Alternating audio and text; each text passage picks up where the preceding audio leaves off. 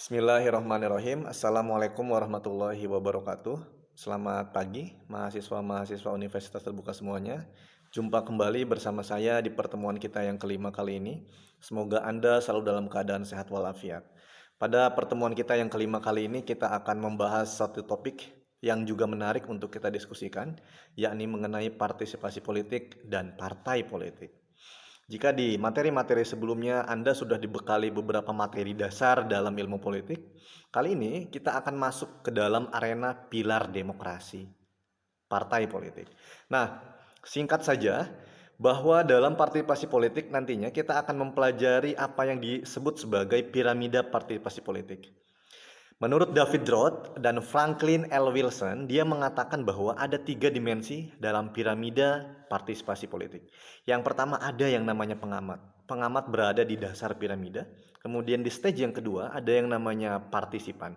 Nah, dalam stage partisipan ini menurut John Nelson dibagi menjadi 2. Ada yang namanya partisipan otonom, ada juga yang namanya partisipan yang dimobilisasi.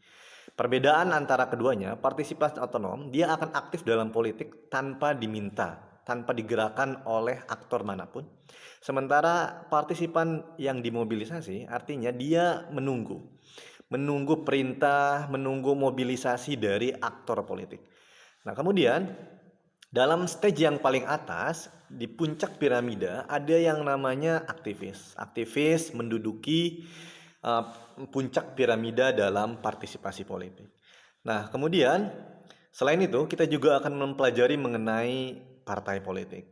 Nah, singkat saja, menurut Carl J. Frederick, yang dimaksud dengan partai politik merupakan sekumpulan manusia yang terorganisir dan memiliki tujuan untuk mempertahankan atau memperebutkan kekuasaan, di mana dalam kekuasaan tersebut ada manfaat material dan ideal maksud saya. Nah, partai politik ini penting sebagai pilar demokrasi, tapi bukan saja hanya ada di alam demokrasi, tapi di beberapa negara yang menganut sistem komunis, juga mereka memiliki partai politik. Bedanya hanya ada satu partai politik di negara-negara komunis. Nah, nanti Anda akan pelajari bagaimana tipologi dan jenis partai politik di berbagai sistem pemerintahan.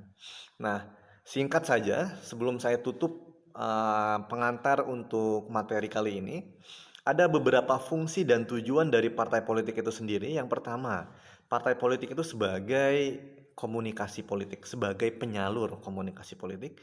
Kemudian yang kedua, partai politik juga berfungsi sebagai salah satu medium untuk sosialisasi dan mobilisasi politik.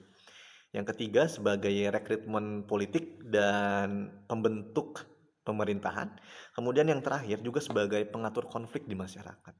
Ini merupakan beberapa fungsi dari partai politik. Saya harap Anda mempelajari mengenai ini semua dan kita akan bertemu di forum diskusi. Semuanya serius. Kurang lebihnya saya mohon maaf. Assalamualaikum warahmatullahi wabarakatuh.